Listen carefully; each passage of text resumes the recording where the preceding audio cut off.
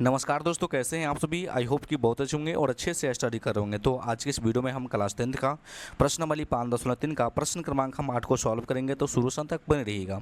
यहाँ पे क्वेश्चन मिला है कि उस एपी के प्रथम 51 पदों का योग ज्ञात कीजिए जिसके दूसरे और तीसरे पद क्रमशः 14 और 18 है। तो यहाँ पे जो क्वेश्चन दिया है, दूसरा पद क्या दिया है बाबू 14 और तीसरा पद क्या दिया है 18 दिया है। तो हम लोग के एपी के प्रथम 51 पदों का योग ज्ञात करना है, ठीक ना। तो चलिए हम लोग ज्ञात कर लेते हैं। तो आपको लिख लेना है बाबू हल, ठीक ना। उसके बाद आपको क्वेश्चन में जो दिया है ना उसको लिख लेना है, ठीक ना। तो हम लिख लेंगे दिया है। दूसरा पद क्या दिया है बाबू 14 दिया है। तो यहाँ पे लिख लेंगे दूसरा पद बराबर 14। उसके बाद तीसरा पद क्या दिया है 18 दिया है। तो लिख लेंगे हम लोग तीसरा पद बराबर 18, ठीक ना। चलिए अब इसको हम पहले सॉल्व कर लेंगे, ठीक ना। उसके बाद हम लोग 51 पदों का योग ज्ञात करेंगे। दूसरा पद का फॉर्मूला क्या होता है, तो a प्लस के d होता है बराबर 14 है। तो इसको क्या कर लेंगे हम समीकरण 1 मान लेंगे, ठीक ना। चलिए तीसरा पद का फॉर्मूला क्या होता है, तो इसका होता है a प्लस के 2d बराबर कितना है 18। तो इसको क्या करेंगे हम समीकरण 2 मान लेंगे, ठीक ना। अब इन दोनों समीकरण को क्या करेंगे बाबू हम विलोपन विधि से सॉल्व कर लेंगे, है ना। जिससे क्या होगा कि a और d का मान हमको पता चल जाएगा। तो लिख लेंगे हम समीकरण 1 और समीकरण 2 से, ठीक ना। तो समीकरण 1 क्या है, तो समीकरण 1 है a प्लस के d और बराबर का 14 है। समीकरण 2 क्या है, तो a प्लस के 2d बराबर का 18 है। नीचे क्या करना है बाबू एक लाइन ड्रॉ कर लेना है, ठीक ना। अब चलिए अगर चिन्ह समान हो तो हम लोग क्या करेंगे घटाएंगे। तो लिख देंगे यहाँ पे घटाने पर।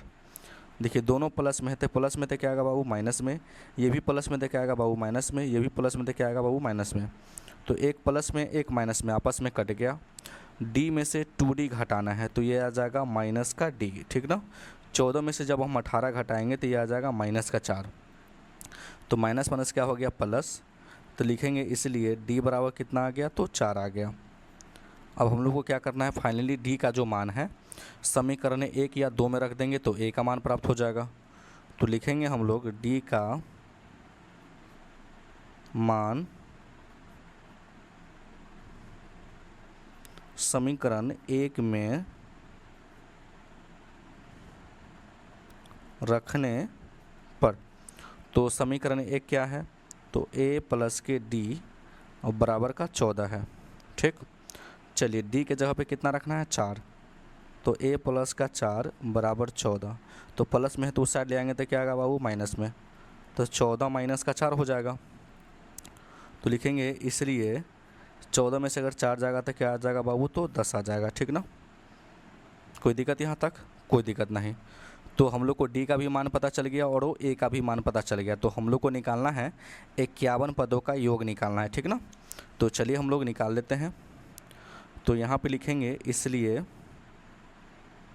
Sn बराबर n/2 into 2a plus n-1 into D.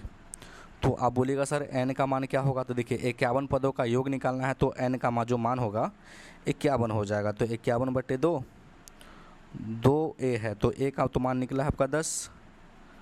n का मान आपका क्या है 51 माइनस 1 और d का जो मान है बाबू आपका 4 है, ठीक ना। चलिए लिखेंगे 51/2 ये हो जाएगा 10 दूनी 20।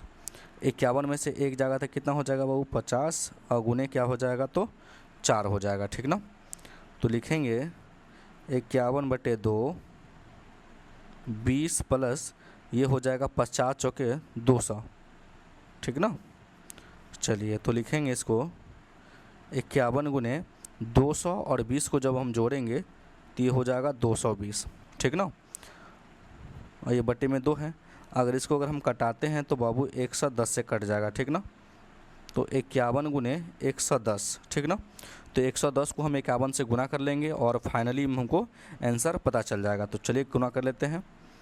तो 110 गुने 51 ये हो जाएगा 0 के 0, 1 के 1, 1 के 1, 0 के 0, 5 के 5, फिर 5 के 5, 0, 1, 6 और 5, 5600 क्या आ गया बाबू, 10 आ गया है ना। तो यहाँ पे लिख लेंगे हम 5610, और ये जो आंसर है बाबू फाइनल आंसर है, तो आंसर राइट है। तो आई होप कि ये क्वेश्चन आपको समझ में आ गया होगा। अगर मेरे चैनल पर नया है तो वीडियो को लाइक कर दीजिएगा और चैनल को जरूर सब्सक्राइब कर दीजिएगा। वीडियो देखने के लिए बहुत बहुत धन्यवाद।